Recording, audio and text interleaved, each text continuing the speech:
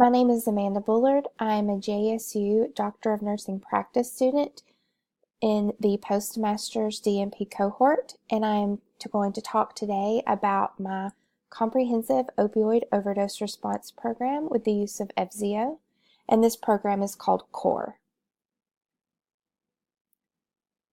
Opioid overdose is the #1 cause of preventable death in the United States. Since 1999, opioid overdose deaths have quadrupled. The U.S. comprises 5% of the global population but consumes 80% of the world's opioids, and opioid use disorder has a high recidivism and low recovery rate. This presentation will explore the opioid use disorder and the importance of the rapid response of suspected opioid overdose. This program is appropriate for all individuals who know someone who may be exposed or have the potential for being exposed to opioids, or for anyone who has had a prior history of opioid use disorder or a prior history of opioid overdose. So what is an opioid? Opioids are narcotic medications that actually act on opioid receptors in the spinal cord and the brain to reduce the amount of pain that your body perceives to be receiving. They are highly addictive and can develop tolerance after approximately 7 to 9 days of consistent use. Consistent use, even if used as prescribed, can lead to misuse or tolerance.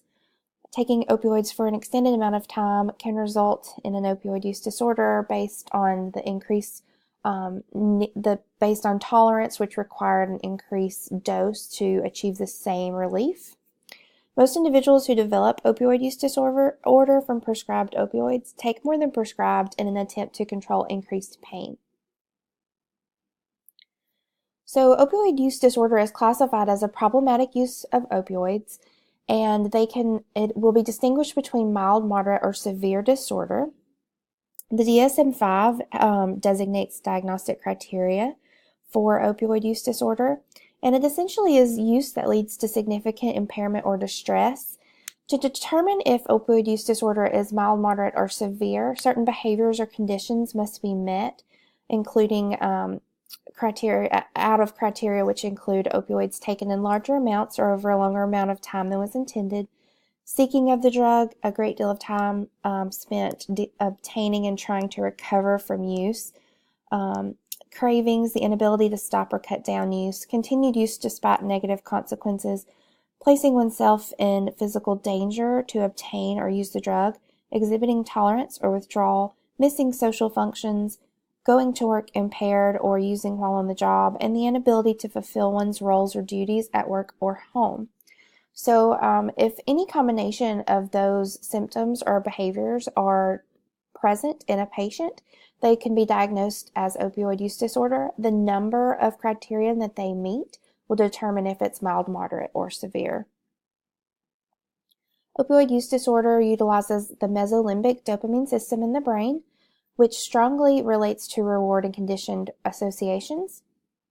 It results in the highest recidivism rate compared to any other substance use disorder, resulting in approximately 91% of individuals who attempt recovery eventually relapse on opioids. So the using opioids actually triggers the release of dopamine and relates to it. The body connects the pleasurable feelings with the surroundings that the person is in, and so it results in this memory that's made in the brain, which will prompt the body to want to repeat the things that caused them to make that memory. So it will prompt the body to want to go back to this place or want to go back to this time and want to partake in whatever they were partaking in to achieve that feeling. So that is where the seeking of the drugs come in. So the brain remembers this memory based on these surroundings and this feeling, and it makes me want to have that same feeling again, and it prompts me to go to the same surroundings. So the drug is sought frequently and in higher quantities. long-term results in changes in the brain that may persist even long after opioid use has subsided, which contributes to the likelihood that individuals with opioid use disorder will use again and will relapse. Individuals who seek treatment for opioid use disorder are just as likely to relapse as those who do not. Certain characteristics that increase the likelihood of relapse include history of IV use, history of high-dose opioid use, history of not seeking aftercare for prior overdoses, or refusing to continue with recommended treatment, stress, lack of positive support, falling back into old habits, surroundings, and non-sober peer groups increase the likelihood of relapse. So a relapse is returning to use after a period of abstinence. As I said previously, 91% of people will relapse. 59% of those people relapse within the first week of recovery. 80% of those will relapse within the first month after inpatient treatment. Tolerance is decreased after abstinence. So once you have built up your tolerance and then you go into a period of recovery with abstinence, then your body no longer has the same tolerance that it did.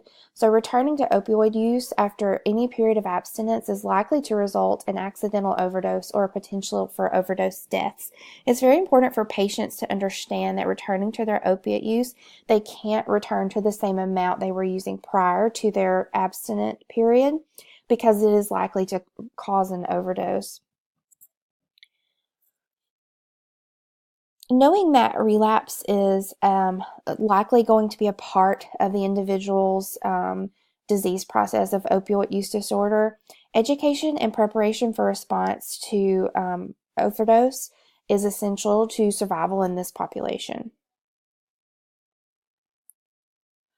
So primary prevention of opioid overdose includes things like reducing the number of prescriptions that are given, making sure that prescribing guidelines are limited and not abused, and considering that those are primary prevention measures for opioid overdose.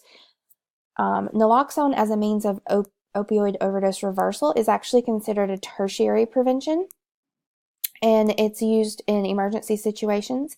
Brief training can equip individuals to save lives with naloxone.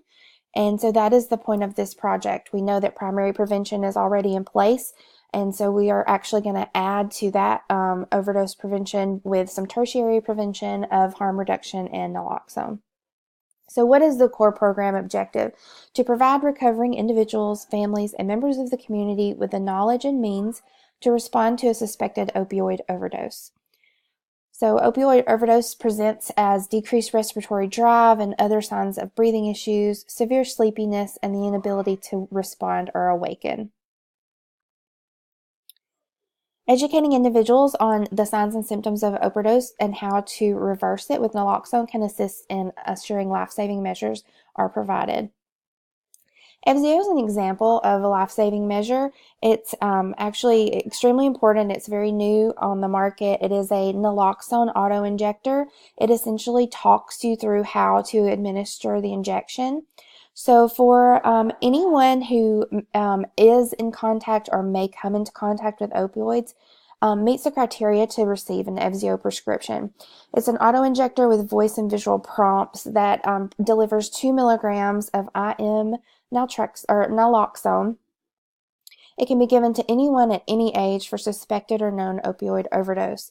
So in order to meet criteria to be prescribed with this, you just have to be in the presence of or suspected in the presence of opioids. So an example of this would be for a grandmother who is the primary caregiver for a grandchild, has some sort of joint replacement surgery and is given opioids for acute post-op pain. Both the grandmother and the young child that she cares for would meet criteria for an FZO prescription. Additionally, if anyone else lives in the house, such as the grandfather, he would meet criteria, and the mother, who would be coming in and out to pick up the child from the grandparent's house, would also meet criteria for an FZO injection because they are in the presence or suspected presence of opiates. So each prescription comes with 2 milligram auto-injectors, 2 doses. So there are 2 milligram auto-injectors, and then there's also one trainer, which allows you to do a return demonstration with the patient without delivering the medication. So it demonstrates how easy it is to use and can be, like I said, done on return demonstration for patient education. FZO should be given immediately upon suspected or known overdose. It can be repeated with the second auto-injector within 3 minutes if no improvement from the first. It does not replace emergency care, so all individuals that are utilizing FZO must be educated to call 911 as soon as possible if it must be administered. So once the injection is administered, it's only going to be effective for a short amount of time, so it's very important to call 911 and have them to be on the way to take care of the patient. So an estimated 5,500 lives have been saved from the use of FZO. In one study, approximately 30 individuals that had FZO prescriptions saved other people's lives in the event of an overdose because they had their FZO prescription readily available. So this is what the FZO auto-injector looks like. The purple is essentially like the outer piece, the outer case. You pull it off, and then you pull the red tab. You place it against your upper outer thigh for 5 seconds, and it will talk you through the delivery of the medication. So even if you push the injector into the hem of your pants, it's still going to work. So CORE is a DNP-led initiative to help reduce overdose deaths in opiate use disorder patients. So what are opportunities for CORE?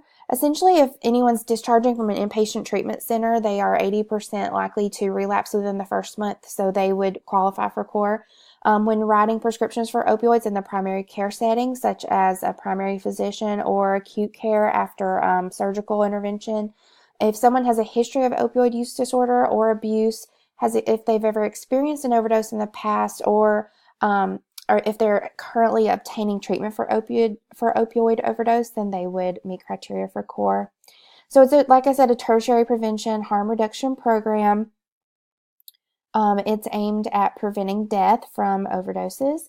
The interdisciplinary team includes a DNP, local substance abuse treatment physicians and prescribers, local and substance abuse treatment counselors, local and facility pharmacists. So these are individuals in a treatment center as well as individuals out in the community. So once a patient in a treatment center is admitted with opiate use disorder, immediately the process to obtain the FZO prescription begins. The pharmacist sends the order for FZO to the hub pharmacy, and then FZO delivers that prescription to the substance abuse treatment center so that when the patient leaves the facility, the FZO can be handed to them with a return demonstration on how to use and plenty of written information as well. So the family or peer person that's picking them up would also be able to receive that education, including how to obtain refills if necessary and the importance of calling 911.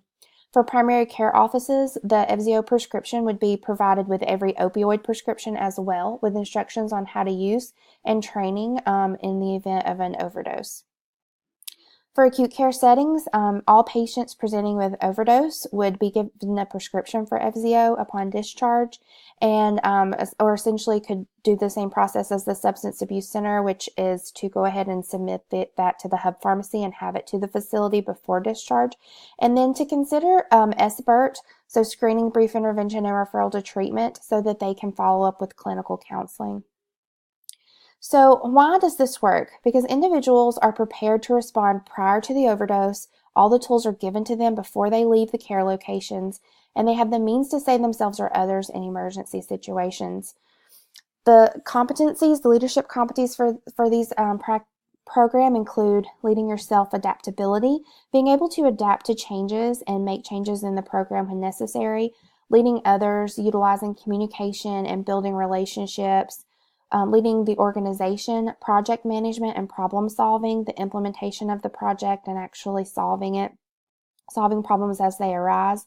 And then evaluation of the data would be through annual opioid overdose death data collection in the state. Decrease in death after intervention indicate the program was a success. So in summary, opioid overdose is the #1 leading cause of preventable death in the U.S. It affects the brain, resulting in high recidivism. 91% of individuals in recovery will relapse. And the CORE program offers families, members of the community, and individuals dealing with opiate use disorder to respond to an opioid overdose. Evzio, having that on hand provides immediate response, and encouraging and seeking counseling after emergency treatment is essential to recovery.